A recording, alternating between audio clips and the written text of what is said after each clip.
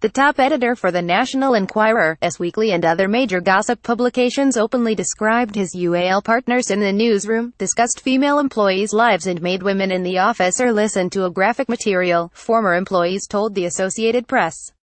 The behavior by Dylan Howard, currently the chief content officer of American Media Inc., occurred while he was running the company's Los Angeles office, according to men and women who worked there. Howard's self-proclaimed nickname was Dildo, the former employees said. His conduct led to an internal inquiry in 2012 by an outside consultant, and former employees said he stopped working in the LA office after the inquiry. Howard quit soon after the report was completed, but the company rehired him a year later with a promotion that landed him in the company's main office in New York. It was not clear whether Howard faced any discipline over the accusations. The AP is not aware of any uall harassment allegations involving Howard since he was rehired. The AP spoke with 12 former employees who knew about the investigation into Howard's behavior, though not all were aware of every detail.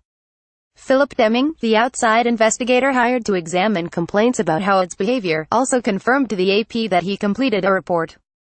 Many of the former employees who described Howard's behavior said they had decided to do so after the New Yorker and other news organizations published emails in recent weeks showing that Howard had worked with Harvey Weinstein to undermine allegations of uall assault and harassment against the producer. In a brief phone interview, Howard characterized the ex-employee's claims about his behavior as baseless. A lawyer for American Media confirmed Tuesday that an outside investigator was hired to look into two employees' claims. It was determined that there was some what you would call as horsing around outside the office, going to bars and things that are not uncommon in the media business, Stracker said, but none of it rose to the level of harassment that would require termination. American Media publishes the National Enquirer, Radar Online, Star and other gossip publications and websites. In March, the company purchased the glossy Us Weekly magazine for a reported $100 million, significantly boosting its readership among women. In his job, Howard oversees those newsrooms. A company spokesman, John Hammond, described the two employees who had formally complained about Howard's alleged behavior as disgruntled. The investigation described an environment where employees mixed socially outside the office, sometimes at bars, but found no direct support for the allegations of harassment made by the two complainants. Hammond said in an email. Maxine Page, a former senior editor at Radar Online, complained to the Human Resources Department about Howard's behavior on behalf of two female reporters. She said, "The behavior that Dylan displayed and the way he was and the way the company dealt with it, I just think that it has to be made public because it's completely unacceptable." Howard made inappropriate comments to and about one of those women, Page and 6 other ex-employees said. Howard told employees in the newsroom he wanted to create a Facebook account on behalf of the woman's vagina, commented on her life and made her and other female employees either or listen to graphic recordings of involving celebrities despite there being no professional rationale for doing so, they said.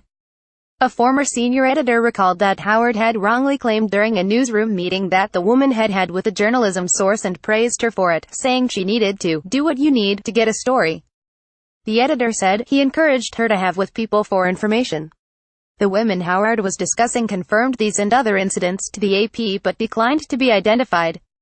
Another former reporter, Liz Crokin, said she was also harassed by Howard, including once when he asked whether she was going to be walking the streets tonight, on a day she wore heels to work.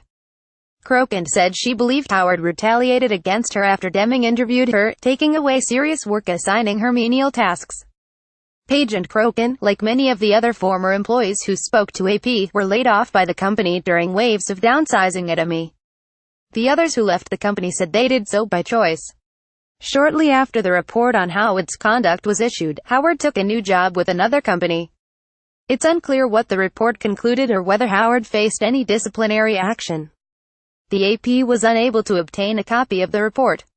Its author, Philip Deming, confirmed he wrote a report but said he could not talk about what he found or the recommendations he made.